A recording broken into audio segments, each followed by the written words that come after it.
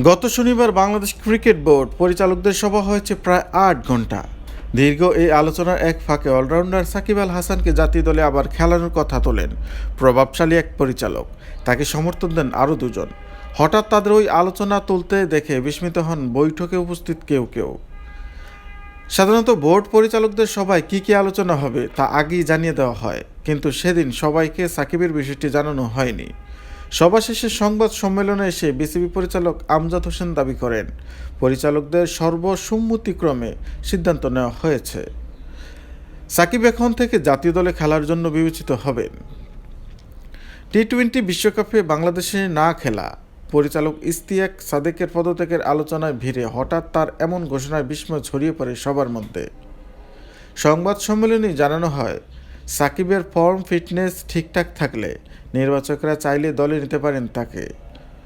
সঙ্গে বলা হয় আরও একটি শর্তের কথাও, যে ভেন্যুতে খেলা হবে সেখানে উপস্থিত থাকার সক্ষমতা থাকতে হবে। সাকিবের জাতীয় দলে খেলা নিয়ে জটিলতা এখানেই। বাংলাদেশের মাঠে খেলার সক্ষমতা তার তো প্রায় ১.৫ বছর নেই।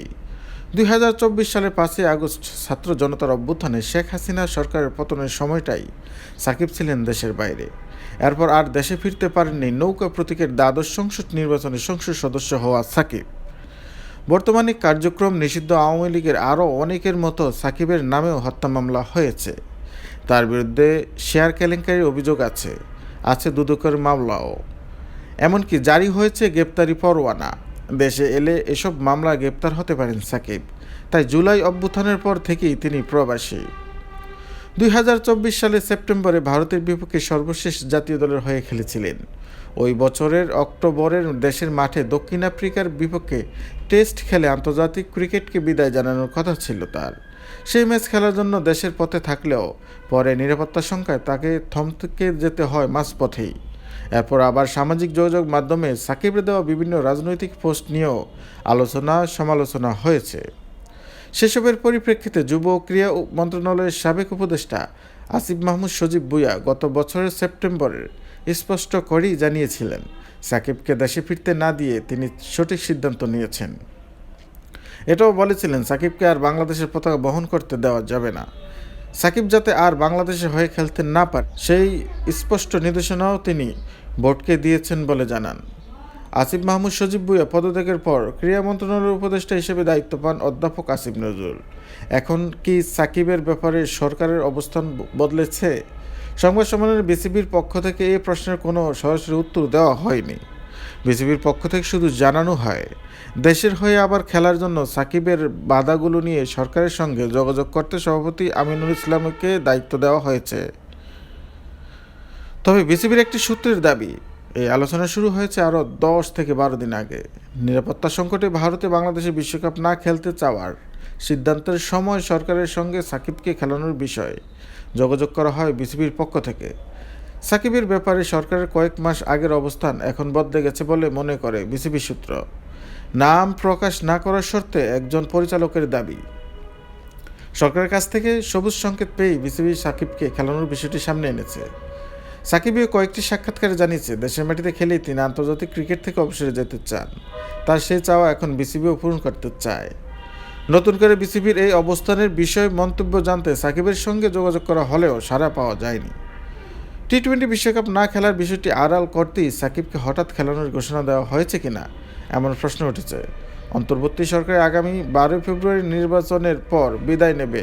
এই সময়ের মধ্যে সাকিবের মামলাগুলো কীভাবে সরিয়ে নেওয়া হবে, এসব প্রশ্নের উত্তরও নেই বিসিবির কারো কাছে। সাকিব কি তার মামলাগুলো প্রত্যাহার না হলে দেশে এসে খেলতে রাজি হবেন? গ্রেপ্তার হওয়ার ঝুঁকি নেবেন? যদি এসব বিষয়ে কোনো নিশ্চয়তা তিনি না পান, তাহলে তাকে দলে বিবেচনার ক্ষেত্রে যে শর্তগুলোর কথা বলা হয়েছে সেসবের সঙ্গে তার আগের বাস্তবতার কোনো পার্থক্য নেই। এসব ব্যাপারে বিসিবির কয়েকজন পরিচালকের সঙ্গে কথা হয় এই প্রতিবেদকের। তাদের দাবি, সাকিবকে খেলানোর বিষয়ে সরকারের বর্তমান দায়িত্বশীল কর্মকর্তারা এখন ইতিবাচক। তারা আইনি জটিলতাগুলোর সমাধানের আশ্বাসও দেওয়া হয়েছে। তবে এ বিষয়ে সরকারের কোনো বক্তব্য পাওয়া যায়নি। সাকিব এলে তা নিয়ে ব্যাপক আলোচনা শুরু হবে। জিমিয়ে পড়া ক্রিকেটের জন্য তা জরুরি।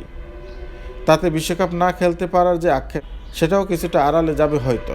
তবে এর সঙ্গে ক্রিকেটীয় ব্যাপারও আছে। সাকিব সাদা বলের ক্রিকেটে আরও কিছুদিন ভালোভাবে খেলতে পারবেন বলে মনে করেন বোর্ড। বর্তমান বিভিন্ন ফ্র্যাঞ্চাইজি লিগে খেলে বেড়ানো সাকিব ফর্ম ও ফিটনেস নিয়েও তাদের তেমন সংশয় নেই। সর্বশেষ আইএল টি-20 পর্যন্ত সবকটি টুর্নামেন্টেই সাকিব খেলেছেন বিসিবির কাছ থেকে অনাপত্তিপত্র নিয়ে। সাকিব যদি শেষ পর্যন্ত দেশে আসেন এবং জাতীয় দলের হয়ে খেলেন,